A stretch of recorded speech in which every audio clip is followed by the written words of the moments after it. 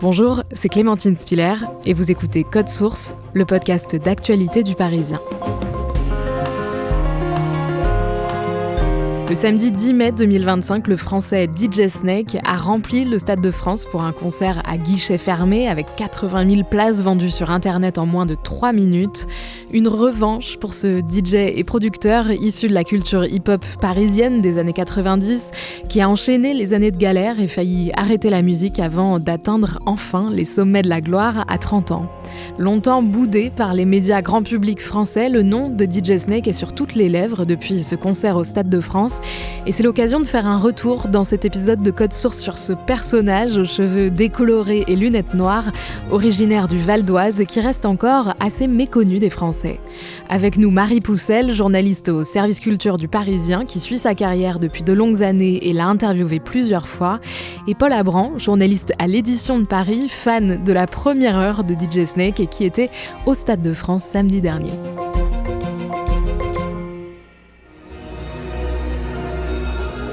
Le 10 mai 2025, le public du Stade de France attend impatiemment DJ Snake. Paul Abran, vous êtes déjà dans la fosse à ce moment-là et vous découvrez sur les réseaux sociaux qu'il est en train de se rendre sur place en RER. On a tout ce public qui était déjà présent dans la fosse du Stade de France aux alentours de 18h qui reçoit une notification de DJ Snake parce qu'il se met en live, en direct sur le réseau social Instagram depuis le Transilien, depuis le RER ensuite. La Plaine, Stade de France. Où il prend des selfies dans les transports en commun, donc c'est tout lui d'arriver comme ça, comme tout le monde au Stade de France. Marie Poussel, pour vous qui suivez la carrière de DJ Snake et qui l'avez interviewé plusieurs fois, ça n'est pas si surprenant. C'est un grand habitué au coup de com' et aussi c'est quelqu'un qui raconte très bien son histoire. Et s'il prend le RER de Hermont-Aubonne, c'est aussi parce que c'est là, à quelques kilomètres du Stade de France, qu'il a passé son enfance et donc il veut montrer que il est toujours resté le même et que du coup il veut renouer avec son enfance et le fait que c'est un gamin de quartier de la région parisienne. On va revenir sur ce concert historique auquel vous avez tous les deux assisté, mais d'abord, on fait un retour sur le parcours de DJ Snake, William Grigarsine, de son vrai nom. Marie Poussel, vous le disiez, il a grandi dans le Val d'Oise, en région parisienne. Qu'est-ce qu'on sait de son enfance ? On sait qu'il est issu d'une famille assez modeste, que sa maman est d'origine algérienne et son papa français, donc il grandit avec cette double culture à la maison. Ils ont pas mal de difficultés financières notamment. On raconte que les huissiers tapent souvent à la porte et ce qui fait que du jour au lendemain, la maman de William lui dit demain il faut qu'on déménage parce que les huissiers arrivent. Donc ça forge quand même une espèce de timidité chez lui car il doit beaucoup déménager et beaucoup changer de classe et de copains de classe. Mais il se plaint pas de son enfance, c'est modeste mais c'est pas non plus la catastrophe. Il est assez rapidement très très intéressé par la musique. Il est invité à des booms, à l'époque ça se fait beaucoup, et dans les booms, comme il est très timide, il a du mal à trouver sa place, donc il se dit, vu que j'aime la musique, en fait je vais me mettre derrière les platines, comme ça il se cache, il le dit lui-même, derrière la sono, il trouve son rôle dans la collectivité de l'adolescence, et c'est comme ça que ça commence à prendre. En 1995 sort le film La haine de Mathieu Kassovitz avec cette scène culte où on peut voir le DJ Cut Killer aux platines. DJ Snake raconte que ce film et cette scène en particulier ont changé sa vie. Pourquoi ? C'est un film très très marquant qui parle de violence policière, qui parle de quartier. C'est une réalité que Mathieu Kassovitz est le premier à mettre en lumière et donc au milieu de ce film, il y a cette scène où Cut Killer est mis en beauté, en superbe, où il se met à la fenêtre de son appartement qui est dans une cité et il commence à balancer des sons, à mixer. Ça montre ce que c'est le métier de DJ et là d'un coup, DJ Snake a une révélation. Marie Poussel, vous avez interviewé l'une de ses professeurs de collège. Comment est-ce qu'elle décrit cet enfant qu'elle a connu ? Alors déjà, elle est encore sous le charme. C'est assez mignon à voir. C'est qu'elle l'adore toujours. Et d'ailleurs, ils sont encore en contact, tous les deux. Elle le décrit comme un gamin un peu turbulent. qui a du mal à accrocher en cours, qui d'abord se met au fond de la classe, qui a des looks improbables. Alors, il n'est pas encore teint en blond comme il est aujourd'hui, mais il met des casquettes, des chapeaux. Surtout, elle se souvient, elle en rigole encore, d'une chemise hawaïenne. Mais à partir du moment où elle se dit « Oula, lui, il vaut mieux que je le mette au premier rang parce qu'elle l'a sous la main », elle découvre quelqu'un qui s'intéresse énormément à son cours, au programme. Elle voit en lui beaucoup de potentiel. Il décide pourtant d'arrêter l'école assez tôt, mais il faut qu'il négocie un peu avec sa mère, c'est ça ? Oui, il faut qu'il négocie. Il faut dire qu'il n'est pas très fort en cours. On lui propose de passer dans un cursus technique. Et alors là, il est encore plus perdu parce que lui, il n'y a que la musique qui l'intéresse. Donc, il se dit « Ok, maman, laisse-moi 1 an et tu verras que je vais m'en sortir avec la musique. » Et sa mère le soutient, lui fait confiance en lui disant « Ok, mais tu n'as qu'1 an. » Et cette année-là, il va la mettre à profit, il enchaîne les petits boulots et au début des années 2000, il devient vendeur chez un disquaire à Châtelet. Ah bah là, c'est vraiment le poste de folie pour lui. Il est au carré, c'est-à-dire qu'à la fois, il a un poste qui lui rapporte des sous et en même temps, il est complètement dans son environnement, il a accès au vinyle, à la musique, etc. Et forcément, ça nourrit son autre partie de sa carrière, c'est-à-dire DJ. C'est là aussi, chez ce disquaire, qu'il va se mettre à mixer en public les premières fois. Il va surtout y croiser ses idoles de l'époque, DJ Mehdi, Bob Sinclar et bien sûr Cut Killer, qui va donner, Paul Abran, un coup de pouce à sa carrière. Ils auront une relation très proche par la suite, mais il le rencontre alors que William n'a que 15-16 ans. Il sait que c'est un gamin qui a faim, qui veut faire ses preuves, et donc il va essayer de le pousser, de lui donner un peu sa chance, de l'épauler dans son tout début de carrière. DJ Snake n'est pas encore producteur, il est surtout DJ, mais il commence à se faire connaître dans cette petite scène hip-hop parisienne. Qu'est-ce qu'on dit de lui ? On sait que c'est un gamin qui est très technique, qui a une très grande intelligence dans cet art qui est en train d'émerger en lui. Il mixe au vinyle, fait du scratch, il a beaucoup d'influence hip-hop, un mélange de genres déjà qu'on retrouvera aussi plus tard dans sa carrière. Donc voilà, on a ce jeune gamin d'Hermont qui arrive sur la scène parisienne, qui commence à faire des petits gigs, comme on dit, des petites dates dans les petites boîtes parisiennes, et à proposer vraiment un style un peu novateur, très technique en tout cas. À la fin des années 2000, il s'est fait un nom à Paris. Il devient DJ résident au Gibus, à République, au cœur de la capitale.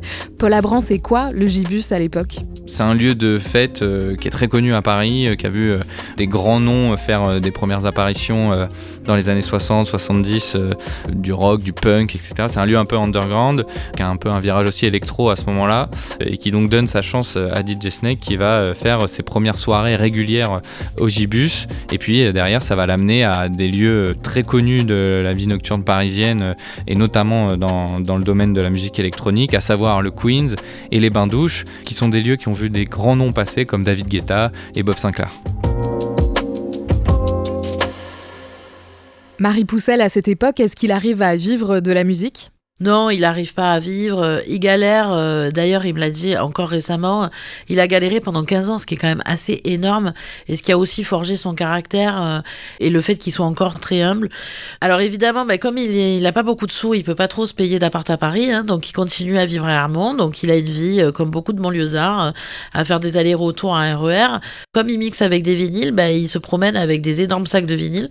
Il galère, mais c'est sa vie, c'est la vie qu'il a choisie. Et c'est à cette période-là, en fait, que son manager, un peu au culot, parce qu'il y a quand même des gens autour de lui qui y croient très fort, va aller voir un producteur américain qui passait au Gibus pour entendre un peu ce qui s'y passait, et lui donne une démo, et lui dit voilà ce que fait ce petit Français.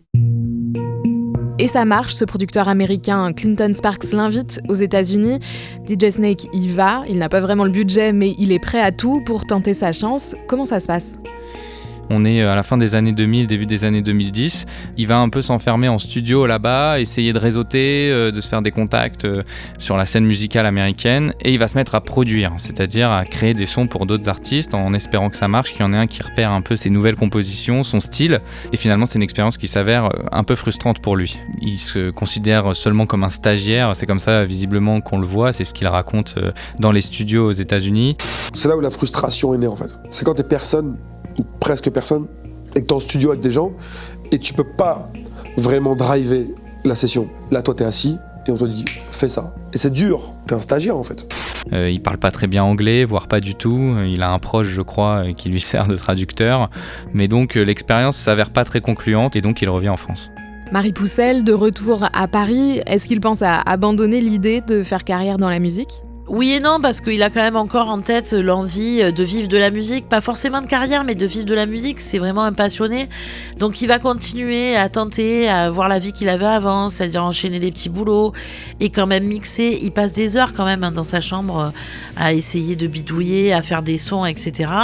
Et puis à un moment, effectivement, ça devient trop compliqué parce qu'il peut plus payer son loyer. Il est entouré de gens en plus qui ont des vrais boulots, entre guillemets, c'est-à-dire il s'est pas coupé de son milieu social, donc il a ses potes qui vont au bureau et lui il est là et il paye pas son loyer, donc à un moment il se dit bon là c'est trop, il faut que j'arrête, je me laisse 2 mois, là à la rentrée j'arrête tout, je ferai DJ le week-end pour le plaisir, restera une passion du dimanche, mais il va voir un de ses potes en lui disant est-ce que tu peux me trouver un boulot pour la rentrée, c'est bon, j'embauche chez toi à la rentrée.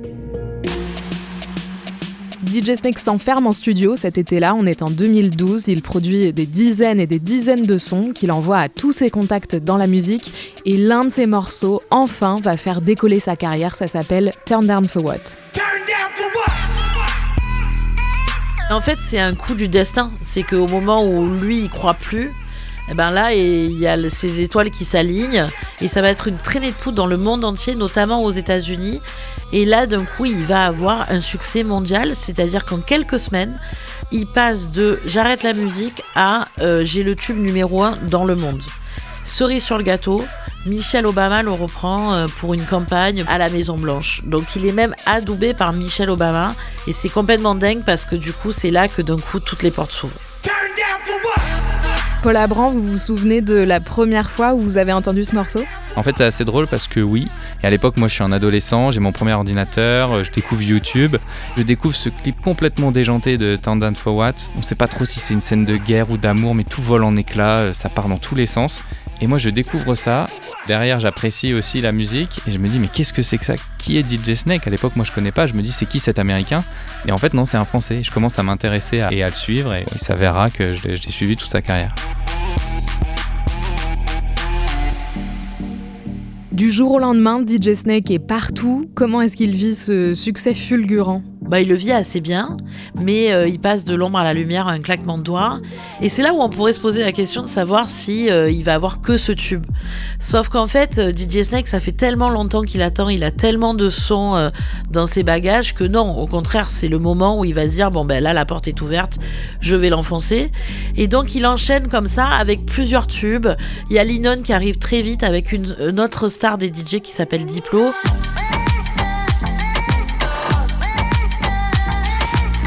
Linon, pareil, succès planétaire. Il passe des boîtes de nuit où on le voit pas trop parce que le DJ, il est derrière les platines. Donc quand on fait la fête, on regarde pas forcément les DJ. À des festivals dans le monde entier où là, tout le monde le regarde. Et c'est là où il aura l'idée, où un copain à lui va lui glisser l'idée de mettre des lunettes de soleil pour justement vaincre sa timidité. Ça fait une espèce de pare-feu entre les milliers de personnes qui attendent qu'il passe du son et lui. Et il commence à créer son personnage. Ce personnage affublé de lunettes de soleil assez mystérieux qui commence à se dessiner, on va y revenir. À cette époque, DJ Snake fait une entrée dans la pop grand public quand il travaille sur un album de la star américaine Lady Gaga. Oui, avec Lady Gaga, ce qui est assez fou, c'est que en fait, elle a entendu des sons parce qu'elle se dit c'est qui ce petit Frenchie qui a sorti ce titre numéro 1 mondial. Elle va prendre des sons à lui.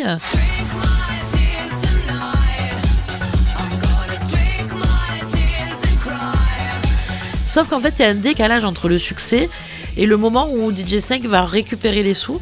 Donc en fait, il a un tube qui est encore numéro 1 mondial. Il bosse avec Lady Gaga, qui est une des plus grandes stars planétaires. Et lui, il vit encore dans un HLM à Hermont, au 4e étage, avec, comme il me le dit, un ascenseur très souvent en panne. Dans les années 2010, DJ Snake collabore avec les plus grands artistes américains, Justin Bieber, Selena Gomez, Cardi B, mais pas seulement. On a plus en tête les États-Unis parce qu'évidemment, comme il collabore avec Justin Bieber, avec Selena Gomez, c'est des stars qu'on adore. C'est la pop occidentale, donc du coup, on voit beaucoup ça. Mais là où DJ Snake est assez malin, c'est qu'il va aussi collaborer en Inde. Notamment, il va faire un clip à la façon de Bollywood. Donc du coup, forcément, en Inde, qui est un marché énormissime, il cartonne aussi. Donc il a en fait cette habilité à toucher à tout et pas uniquement à la pop. Et pourtant, malgré ce succès international, les médias grand public français passent un peu à côté du phénomène DJ Snake. Oui, alors en fait, on se rend pas trop compte de ce que ça pèse DJ Snake en France. C'est pas quelqu'un qu'on invite à The Voice, à la Star Academy, voilà, des grosses émissions comme ça sur TF1. Lui, il est assez absent de ça. Alors, il est assez absent pour une bonne raison, c'est qu'il tourne dans le monde entier. Il dit qu'il prend plus d'avions qu'une hôtesse de l'air. C'est-à-dire qu'il arrive parfois à faire 2 soirées dans la même journée. Donc, personne l'a sous la main, quoi. Alors, les fans d'électro ont conscience qu'il est en train de devenir énorme. Les fans de pop culture savent très bien qui c'est. Mais monsieur et madame tout le monde ont du mal à savoir qui il est. Paul Abran, malgré ce désintérêt médiatique en France, DJ Snake arrive quand même à consolider son public. En fait, je pense qu'il a même pas besoin de ça. Il a déjà une communauté qui grossit de plus en plus au fil des années et de ses sorties musicales. Et surtout, il est très malin avec les nouvelles plateformes, les nouveaux réseaux sociaux, et notamment la plateforme Discord, qui est une plateforme qui permet de créer des chats, des conversations entre personnes. Il y en a beaucoup qui existent, c'en est une. Et lui, il crée un Discord pour la Snake Army. La Snake Army, c'est donc l'armée de DJ Snake, le nom que ses fans se sont donné. Au début, je pense que ça part d'une blague, d'une anecdote, et en fait, ça devient la communauté des plus gros fans de DJ Snake. Donc moi, je suis dans cette conversation-là. On est 8000 membres inscrits, mais le nombre d'actifs est beaucoup moindre. Et en fait, lui, il converse directement avec ses fans. Et donc, en fait, de temps en temps, presque quotidiennement, il vient et il met quelques messages dans cette conversation. Donc ça prouve qu'il est vraiment proche de ses fans. Des années 2010 jusqu'à aujourd'hui, le succès de DJ Snake n'a fait que grandir, mais il garde un rapport particulier aux médias, assez mystérieux puisqu'il disparaît souvent. Mais quand il réapparaît, Marie Poussel, vous qui avez plusieurs fois eu l'occasion de l'interviewer, comment il est ? Il est très efficace. Il va refuser aucune question. Il va toujours avoir le bon mot. Donc c'est quelqu'un de très très agréable pour les journalistes. Et après, par contre, il va disparaître. On ne sait pas s'il est marié. On ne sait pas s'il a des enfants. On l'a beaucoup imaginé vivre aux États-Unis, mais en vérité, on ne sait même pas trop où il habite. Parce qu'en fait, l'avantage qu'il a, et il me l'a encore répété la semaine dernière, c'est que quand il enlève ses lunettes de soleil, plus personne ne le reconnaît. Il a réussi aussi un peu comme les Daft Punk en réalité à jongler entre une carrière internationale et un luxe dans sa vie privée qui fait qu'il est complètement anonyme. Parmi tous ces secrets, il y a quand même certaines choses que DJ Snake révèle en interview, certaines valeurs qu'il défend dans la vie et dans la musique. Pas d'homophobie, pas de sexisme et, chose assez rare dans la musique électronique, pas de drogue. Est-ce que ça fait partie de ce que ses fans apprécient chez lui ? Oui, parce qu'en fait, il casse un peu le cliché du DJ qui va être un peu bourré, qui prend des drogues, qui prend des avions avec des femmes en petite tenue. Il raconte tout l'inverse, en fait. Il dit « J'ai jamais bu d'alcool, j'ai jamais pris de drogue, je fais très attention à ma santé mentale », ce qui est assez rare, même au-delà des artistes électro, des artistes tout court. Mais il est vraiment dans cette nouvelle mouvance des artistes qui disent « Attention, le succès, c'est cool, mais c'est très dur à assumer parce que, en fait, tous les matins, et là je le cite, on se réveille avec autant de messages de gens comme Paul qui l'adore, qui l'adule, et autant de gens qui le détestent. Donc il dit aucun humain n'est calibré pour avoir cette vie-là. Et si on rajoute à côté des excès en tout genre, ça paraît très compliqué. Moi, je le compare un peu à un sportif de haut niveau, à un grand footballeur, c'est-à-dire que pour tenir, il faut rester sain parce que sinon ça ne durera pas et lui, il veut tenir. Le mardi 6 mai 2025, 4 jours avant le concert au Stade de France, la statue de cire de DJ Snake est dévoilée au musée Grévin. Marie Poussel, vous êtes sur place à cette occasion, vous passez un peu de temps avec lui. Comment il est ? Il est hyper content. La première chose qui me marque, c'est que il est plein de blagues, il est de très bonne humeur. C'est assez perturbant de se voir comme ça. De près, c'est vraiment impressionnant et voilà, c'est vraiment une réussite. Quand il découvre sa statue, c'est vraiment un moment hyper rigolo parce que on est quand même au milieu des statues de Mimi Mati, de Cadmerade, des personnalités qui ont absolument rien à voir avec son parcours à lui. Il y a ses copains des quartiers, il y a sa famille, donc il y a pas mal de gens du rap. Tout le monde se regarde un peu en se disant mais qu'est-ce qu'on fout là ? Parce que c'est vrai que c'est pas là où on attend un DJ. Et en fait, quand il découvre sa statue, il est hyper drôle parce qu'il dit ah ouais, vous l'avez quand même vachement mieux fait que les autres, parce qu'effectivement, il y en a plein autour qui sont quand même beaucoup moins ressemblantes que lui. Et surtout, c'est la veille de la demi-finale de la Ligue des Champions. Donc en réalité, ok, il y a le musée Grévin, mais ce qui l'intéresse plus que tout, c'est quand même cette demi-finale avec son équipe fétiche, le PSG. Il a même demandé, pour l'anecdote, qu'on reporte l'inauguration de sa statue à Grévin pour être disponible pour le match le lendemain. On en revient au début de cet épisode de Code Source. Samedi 10 mai, DJ Snake, donc fraîchement débarqué du RER, livre un show devant 80 000 personnes au Stade de France, dont vous, Paul Abran. Alors, est-ce que c'était à la hauteur de vos attentes ? Oui, on l'attend depuis 1 an et demi. Il avait dit après le Parc des Princes qu'il ferait encore plus fort, donc on se doutait bien qu'il allait faire Stade de France.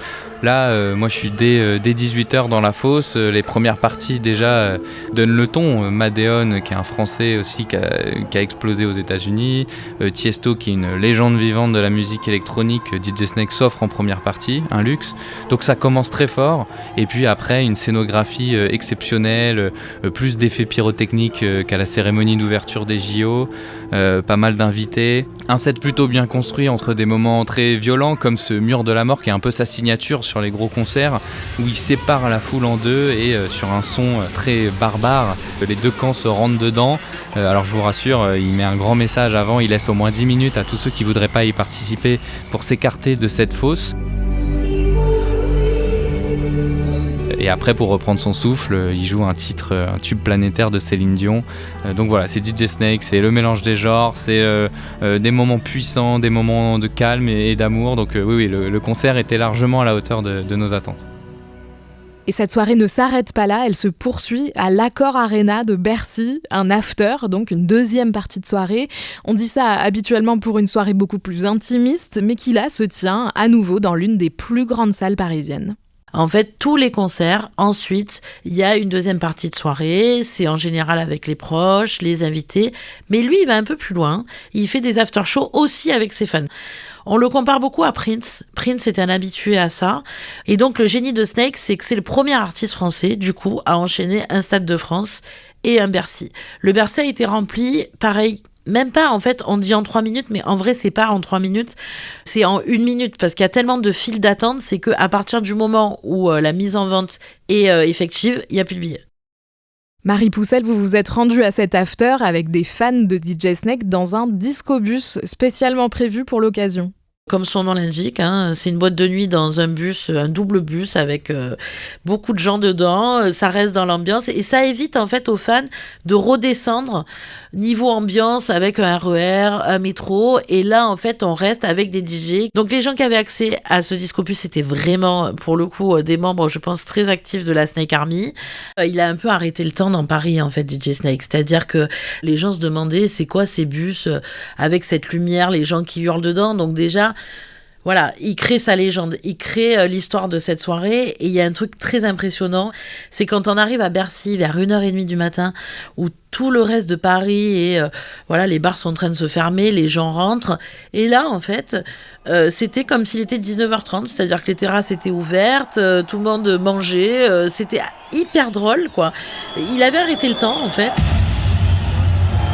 C'était assez exceptionnel, c'était Bercy qui était transformé en club avec 20 000 personnes, une scène centrale assez minimaliste, pas de show visuel, simplement des lasers dans tous les sens et un style très underground, très techno, hard music. Donc c'était pour un autre public, il fallait pas s'attendre au grand tube de DJ Snake, mais la soirée a continué comme ça jusqu'à 6h. Merci à Marie Poussel, journaliste au service culture du Parisien, et Paul Abran, journaliste à l'édition de Paris. Cet épisode de Code Source a été produit par Pénélope Gualquirotti, Oriane Gendreau et Clara Grosis, réalisé par Pierre Chaffanjon. N'hésitez pas à vous abonner à Code Source sur votre plateforme d'écoute préférée ou sur la chaîne YouTube du Parisien, à nous laisser des commentaires et à partager.